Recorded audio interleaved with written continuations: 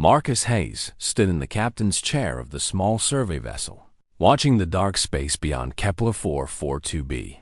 His job was simple. Look for dangerous things. Report back. Stay alive. He had done this for 5 years since his daughter died. She would have been 14 now. The scanners picked up something wrong.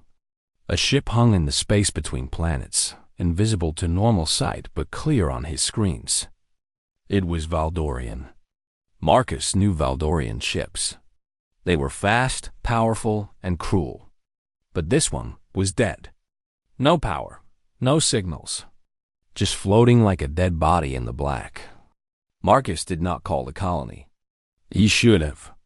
His orders said to call the colony. But something inside him needed to know. His hands moved across the controls, and the survey ship moved closer to the dead Valdorian vessel. The docking collar locked tight. Marcus put on his suit and went inside the alien ship. The air was cold and stale. Nothing moved. The Valdorians had left this place behind. He walked through dark corridors, his suit light cutting through the black. Then he heard it. A sound. Small. Alive. In a maintenance room behind 3 locked doors, Marcus found the child. The creature was small, maybe the size of a 10-year-old human boy. Its skin was pale blue, almost white. Its eyes were large and gold. It wore torn clothes and its body shook with fear. When it saw Marcus, it did not run. It did not attack. It fell to its knees. "Please," the child said in broken human words. "Please do not take me back to them. They will kill me. They said I am broken. They said I am weak. They left me here to die." Marcus stared at the small alien. He wanted to walk away. This was dangerous. This was wrong. This was a Valdorian. The Valdorians had killed thousands of humans. They had destroyed colonies.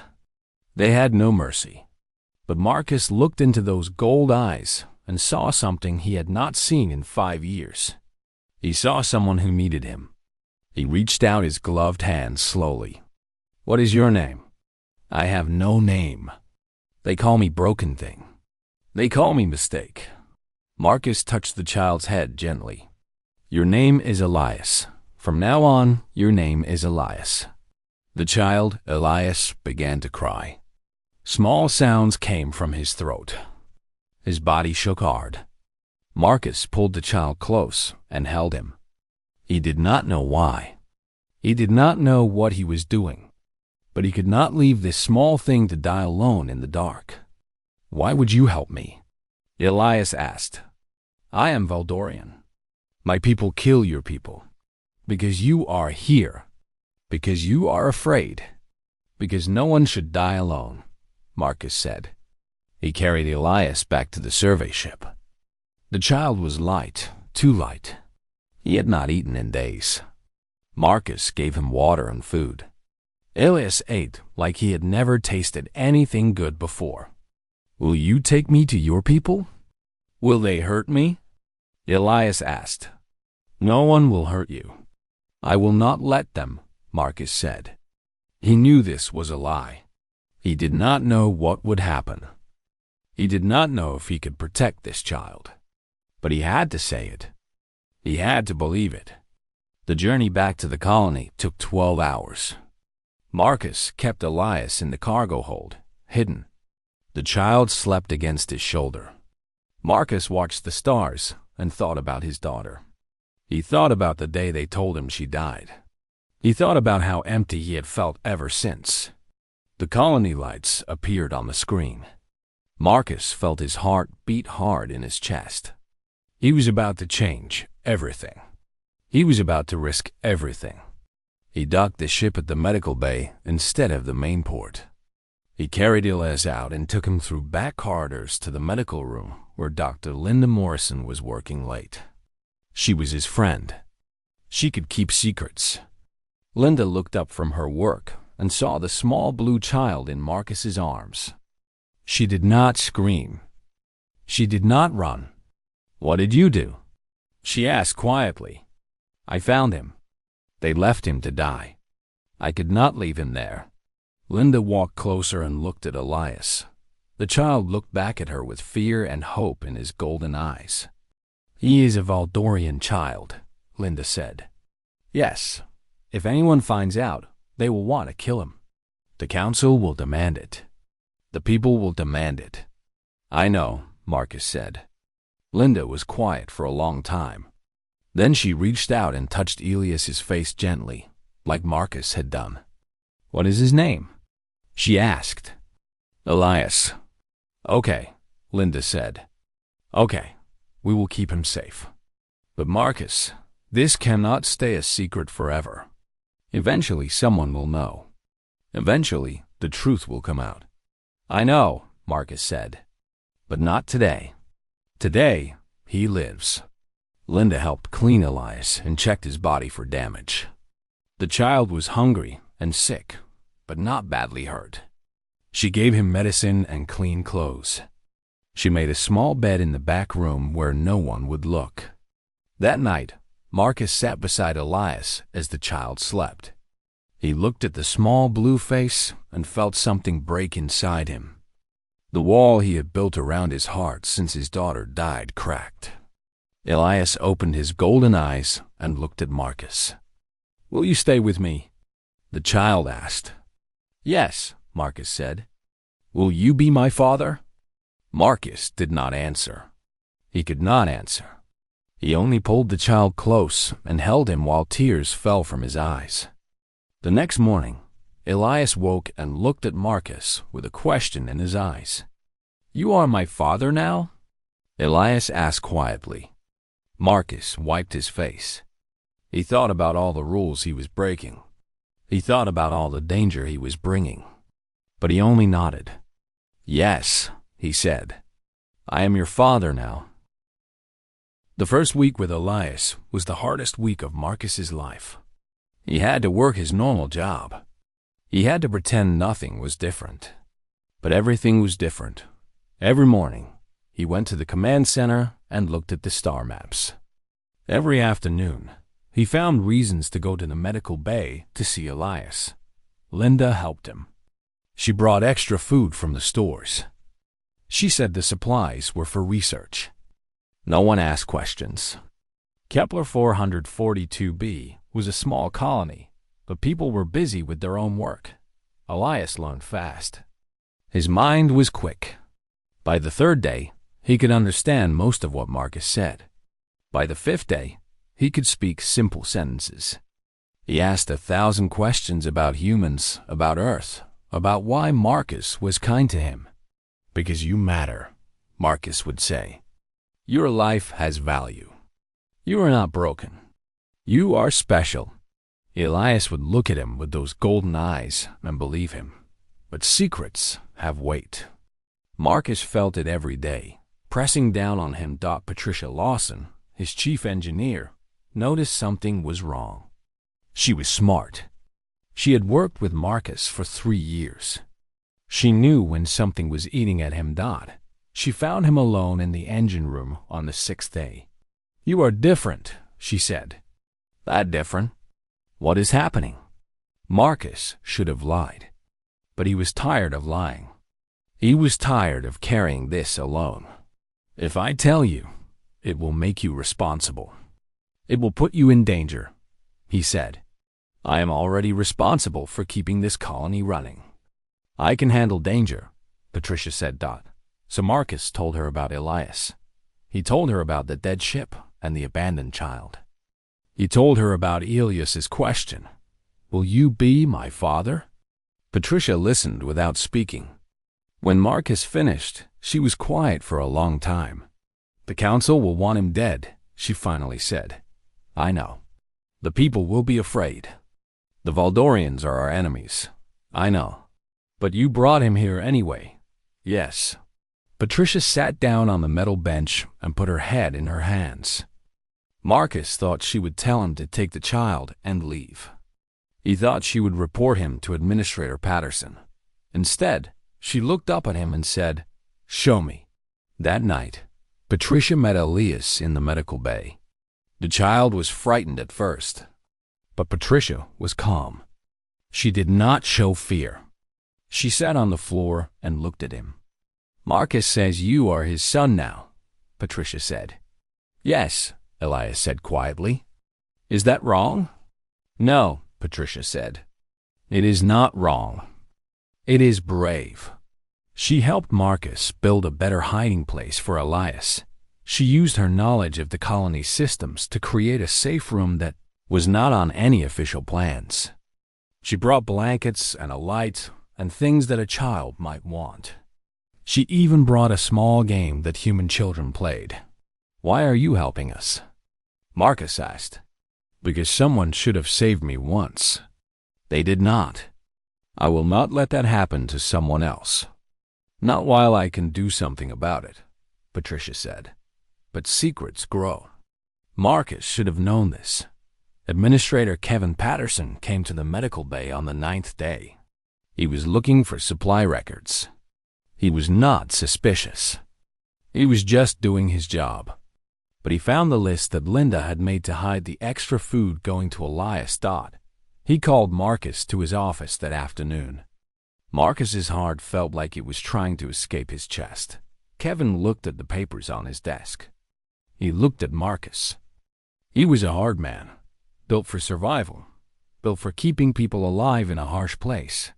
Medical supplies, extra food, unauthorized access to the quarantine zone, and nothing in the official reports, Kevin said slowly. "You want to tell me what is happening?" Marcus could have denied it. He could have made excuses. Instead, he told the truth. Kevin listened. He did not move. He did not show any feeling on his face. When Marcus finished, Kevin put his head back and closed his eyes. "Do you understand what you have done?" Kevin asked. "Do you understand what this means? The Voldorians will kill us if they find out. The council will want to execute me. The people will panic," Marcus said. "Yes," Kevin said. "All of that. You have risked everyone. You have risked the colony. You have risked everything we have built here. I know." Kevin opened his eyes and looked at Marcus straight. "The child. Is he dangerous?" "No, he is just a child. He was abandoned. He was left to die." Kevin was quiet. Then he stood up and walked to the window. The red planet below was beautiful and terrible. It had killed many people. It had broken many people. But some people chose to stay and build something here anyway. "We are not like the Voldorians," Kevin said. "That is what keeps us human. That is what makes us different." He turned around. "But if anyone finds out about this child, I cannot protect you. I cannot protect this colony. Do you understand?" "Yes, the child stays hidden. The supplies stay hidden. And you figure out what to do. Because sooner or later, the truth will come out. And when it does, we will all pay the price." Marcus felt something break inside him. He had brought hope to a lost child. But he had also brought danger to everyone he cared about. That night, as Elias slept, Marcus sat in the darkness and wondered if he had made the right choice. He did not have long to wonder. The sensor alarms screamed to life. Just after midnight, a Voldorian ship had entered the system. It was moving fast. It was moving toward the colony, and it was sending out one message over and over. "We are searching for a stolen child. Surrender it to us, or we will destroy your colony." The nightmare had begun. The alarm brought people running. The command center filled with soldiers and workers. The screens showed the Valdorian ship getting closer. It was alone, but it was deadly. Marcus stood at the communications console. The Valdorian commander had a face like stone, cold, hard, waiting. "You have harbored our property," the commander said. "Return the broken one or burn." Marcus had to decide. He had seconds to decide. He could give them Elias. The colony would live. He would live. Everyone would be safe. He thought about Elias's eyes. He thought about the child, asking if he would be his father. "We have found no Valdorian child," Marcus said. His voice was steady. "Your ship is not here. There is nothing for you." The Valdorian commander did not move. He just stared at Marcus with eyes that promised death. "You lie, human. Surrender the child, or we will vaporize your colony in 48 hours. This is your only warning." The transmission ended. The command center went silent. Everyone was looking at Marcus. They all knew now. The secret was broken. Administrator Kevin called an emergency meeting. Every important person in the colony came. The council members, the military leaders, the scientists, the workers, 300 people who lived on Kepler 442b. Kevin told them what Marcus had done. He told them about Elias. He told them about the Valdorian threat. The room erupted in noise. People shouted. Some wanted to kill the child immediately. Some wanted to execute Marcus. Some wanted to surrender and hoped the Valdorians would keep their word. Dr. Andrew Cross stood up. He was young, maybe 35, and he worked in genetic research. He was not a soldier. He was not an administrator. But he stood up, and his voice was clear. "Wait," he said. "Everyone, wait. I know why they want this child." The room went quiet. Andrew walked to the front and used the screens to show his research. "There is a bioweapon," Andrew said. "It has been used against us for 3 years.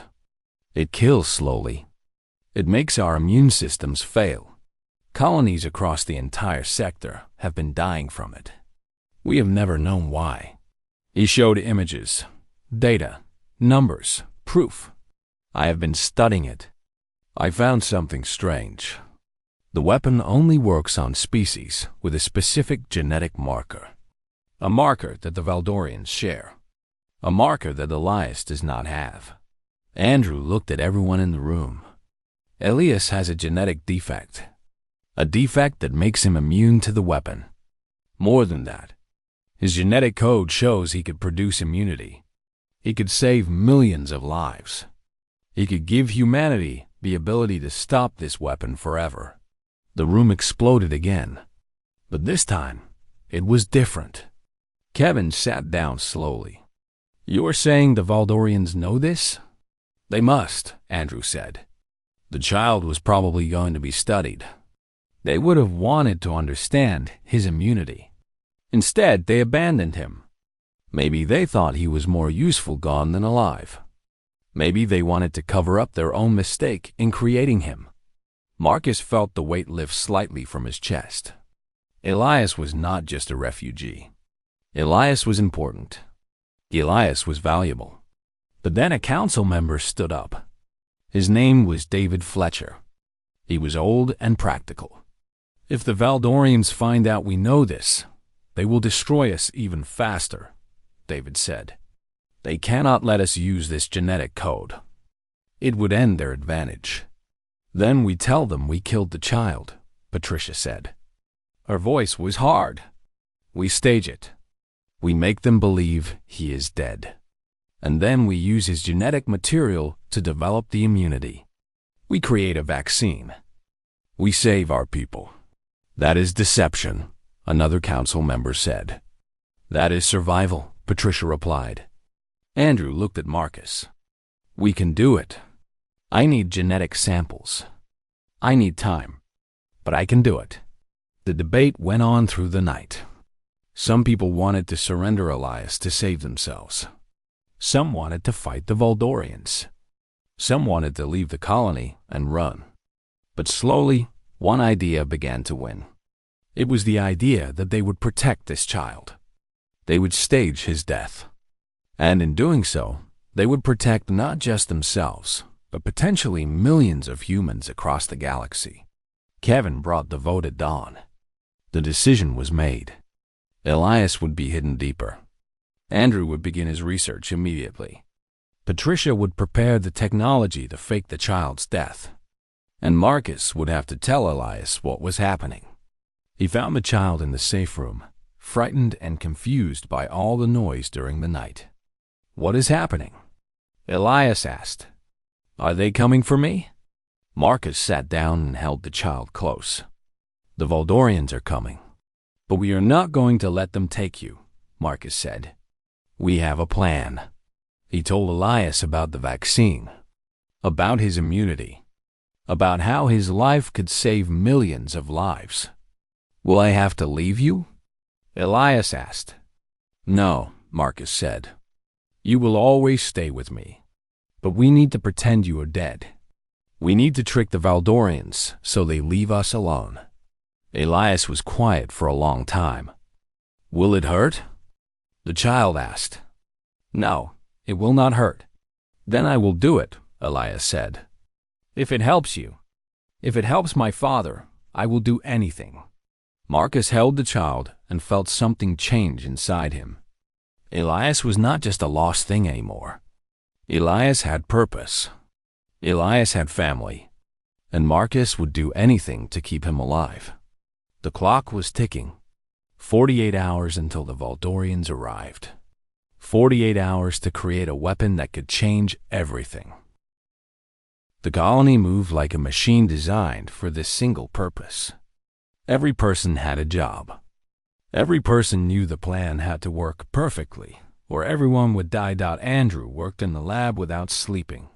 He took genetic samples from Elias. Not enough to harm the child, just enough to begin his research. The genetic code was complex, beautiful, and absolutely unique. Andrew saw patterns that should not exist, mutations that should not survive. But they did. Elias was not broken. Elias was evolved. "His immunity is not accidental," Andrew told Marcus. "It is like his body was designed to fight this weapon. Like something made him specifically to be immune." "Nature," Marcus said. "Maybe," Andrew said. "Or maybe the Valdorians created something they could not control. Maybe Elias is their accident that became something beautiful." Patricia spent her time building a deception.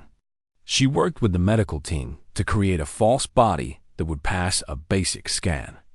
It was made of Elias's genetic material, grown quickly in a laboratory tank.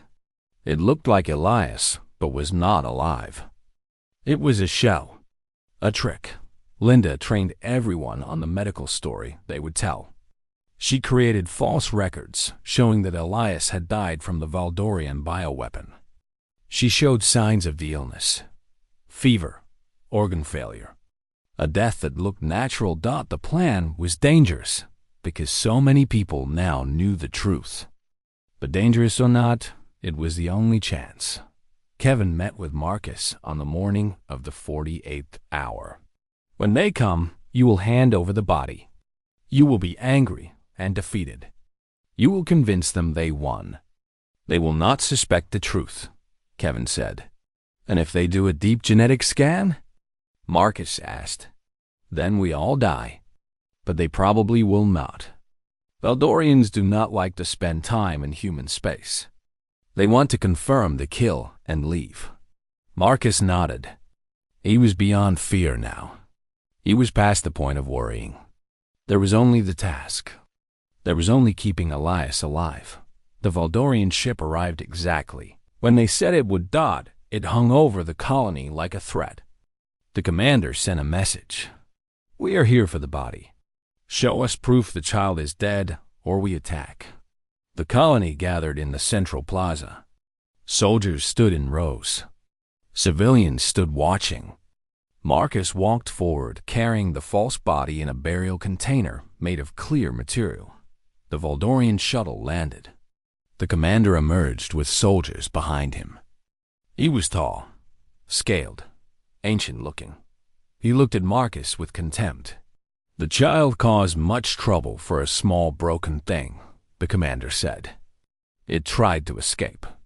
It got sick from the air. It died," Marcus said flatly. "It was not worth the effort." The commander looked at the body through the clear container. His eyes scanned it. Marcus held his breath. For a long moment, nothing happened. The commander just stared. Then he nodded. Acceptable. The matter is closed. The human colony is no longer of interest to the Voldorian Empire. He turned and walked back to the shuttle. Within minutes, the ship was rising into the sky. Within an hour, it had jumped to faster than light speed and was gone. The colony did not cheer. They stood in silence, unable to believe they had lived, unable to believe the deception had worked. That night, Marcus went to see Elias. The child was hidden in a new location, deeper in the colony where no one would look. A place Patricia had prepared with comfort and light and safety. Elias ran to Marcus and threw his small blue arms around the human's neck. Is it done? Did they leave? The child asked. Yes, they left. You're safe now, Marcus said. But I am dead, Elias said. I am a ghost. You are free, Marcus said. You are alive. And no one will ever come looking for you again. Elias looked up at Marcus with his golden eyes. The eyes that had learned to trust. The eyes that had learned that humans could be kind. Can I call you father now? Really? Elias asked. Marcus felt tears fall from his face. He had not cried since his daughter died. But he cried now. Yes, he said. I am your father, really. They held each other while the colony celebrated quietly in the plaza above them. But the work was not finished. Andrew continued in the lab. He worked night and day to turn Elias's genetic immunity into a real vaccine. It took weeks. It took months. But slowly, the answer came clear. The vaccine could be produced. It could be distributed. It could save millions of lives. When the first batch was complete, Andrew brought a sample to Marcus. It works, Andrew said. His face was exhausted, but happy. We have tested it against the bioweapon. The vaccine stops it completely. We can save our people. We can save everyone. Marcus held the small vial of genetic material. It was clear. It was simple. It held the power to change the course of human history. Because of him, Marcus said, looking at Elias through the window. The child was learning to read, learning to understand human things, learning that the world could be good. Because of him, Andrew agreed. But more than that, something else was happening. Andrew had been sending secret messages. He had been contacting other Valdorian exiles, other Valdorians with defects, other Valdorians who had been abandoned by their own people. Word was spreading. In the darkness of the galaxy, Valdorians who were broken like Elias were beginning to reach out. They were beginning to realize that humans would protect them, that humans would value them, that humans would give them the thing their own people would not give them, a home. Marcus did not know this yet, but he would soon. The vaccine was just the beginning. 3 months passed. The colony moved like a machine, creating something new. Ships came from human space, carrying scientific equipment. Teams arrived to help produce the vaccine. Every day, more of the serum was made. Every day, it was sent out to colonies across the sector. And every day, people stopped dying. The bioweapon had killed thousands. Now it killed no one. The vaccine was not perfect, but it was good enough. It was more than good enough. It was a miracle. Elias had stopped hiding during the day. At first, the people of the colony were afraid of him. They whispered. They crossed the street. But children did not care that he was blue. Children wanted to play with him. They wanted to be his friend. And slowly, the adults began to see him not as an alien, but as a child. A child that Captain Marcus Hayes loved like a father. The adoption papers were simple. On paper, it said that Marcus Hayes was adopting a human child born in the colony hospital. No one checked too carefully. Andrew had made the documents very good. Elias was now officially the son of Marcus Hayes. His name was written in the records as Elias Marcus Cross. honoring both his human father and the scientist who had believed in him. On the day the adoption was final, Marcus took Elias to the colony's highest point. It was a ridge that looked out over the red landscape of Kepler 442b. 2 moons hung in the sky, one orange and one purple. The wind was cold. The light was strange, but it was beautiful. "This is your home," Marcus said. "This is where you belong now." Elias looked at the landscape. He looked at the stars. He looked at the moons. "Will I always be different?" Elias asked. "I am blue. I am Valdorian. Will people always see that first?" "Some people will," Marcus said. "Some people will always see the difference. But the people who matter, the people who love you, they will see you. They will see Elias. They will see the kind heart inside you. They will see the strength you have to survive and to care." "I am not strong," Elias said. "You are the strongest person I know," Marcus said. "You were abandoned. You had every reason to want revenge.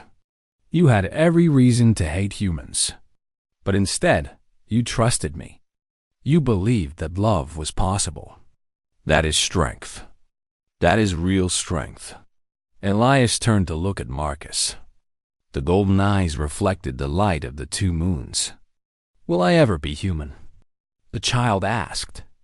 Marcus put his hand on Elias's shoulder, his human hand on the blue skin of his alien son. "Family is not about the blood in your body. Family is not about what species you were born to.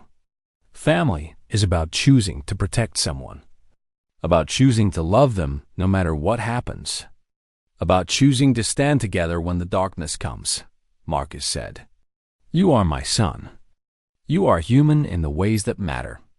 You are human in your heart." Elias leaned against Marcus, and they stood together watching the twin moons rise higher in the sky.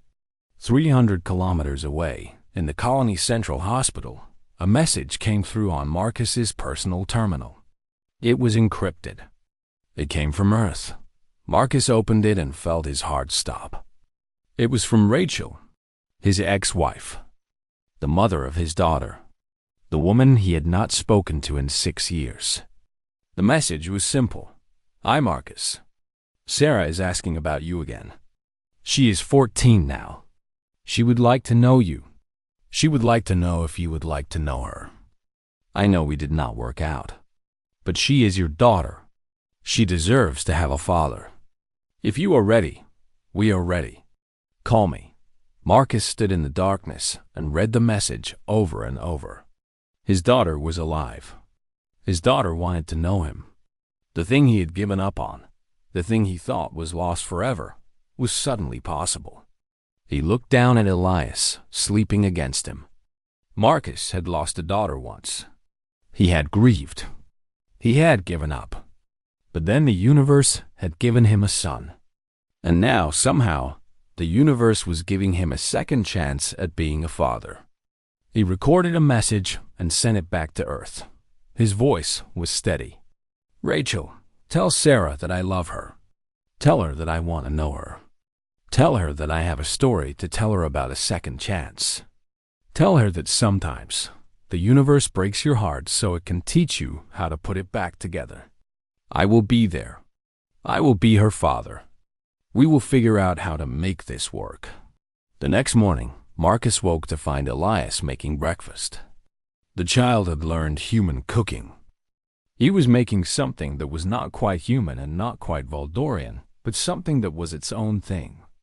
"This is good," Marcus said, tasting it.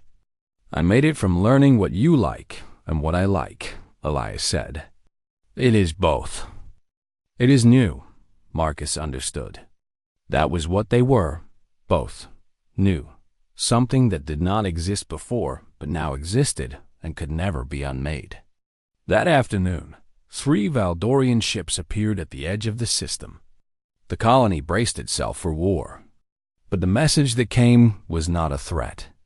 It was a request. The ships carried Valdorians like Elias, broken ones, defective ones. ones who had been abandoned or hidden or condemned. They had heard through secret channels that humans protected Elias, that humans valued him, that humans gave him a home. They wanted to know if humans would do the same for them. Administrator Kevin Patterson stood in the command center and looked at Marcus. "What do we do?" Kevin asked.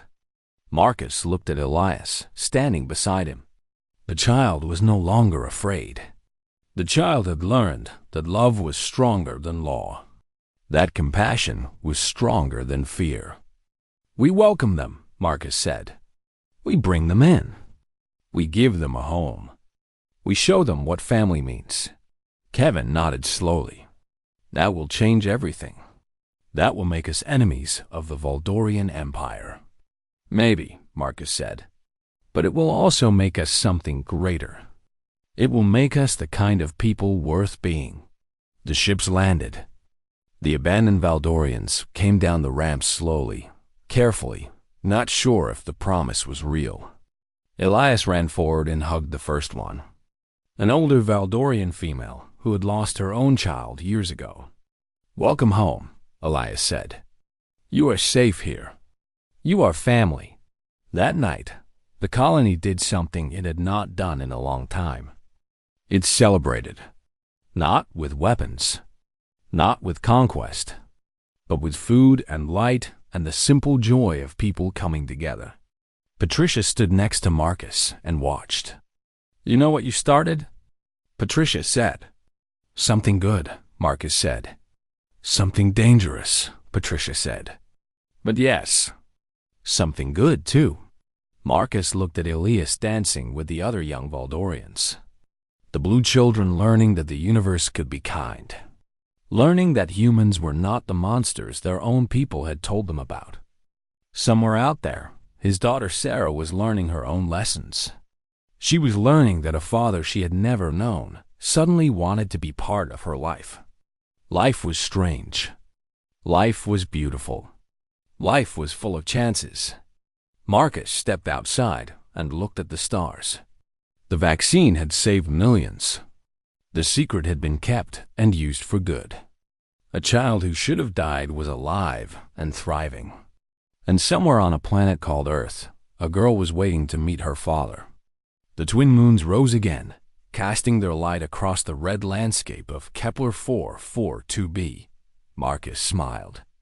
He had come to this colony 5 years ago to escape grief. He had found something much greater. He had found purpose. He had found love. He had found a family. And he had learned that humans were capable of something the Valdorians could never understand. They could choose to be kind not because it was profitable, but because it was right. They could choose to protect the weak not because it was strategic, but because it was who they were. That was the real power of humanity. Not technology, not weapons, but the choice to love those who were different. The choice to save those who could be saved. Elias came running and took Marcus's hand. "Father, look at the stars," the child said. "Are there other children up there? Other broken things?" Marcus looked up into the infinite darkness. There were. There were always others suffering, others abandoned, others who needed to know they were loved. "Yes," Marcus said, "there are. And if we are strong enough, and if we are brave enough, maybe someday they will all know that there is a place where they belong. A place called home." Elias squeezed Marcus's hand. The human and the alien child stood together under the stars, watching the future unfold. The story was not finished. It was just beginning.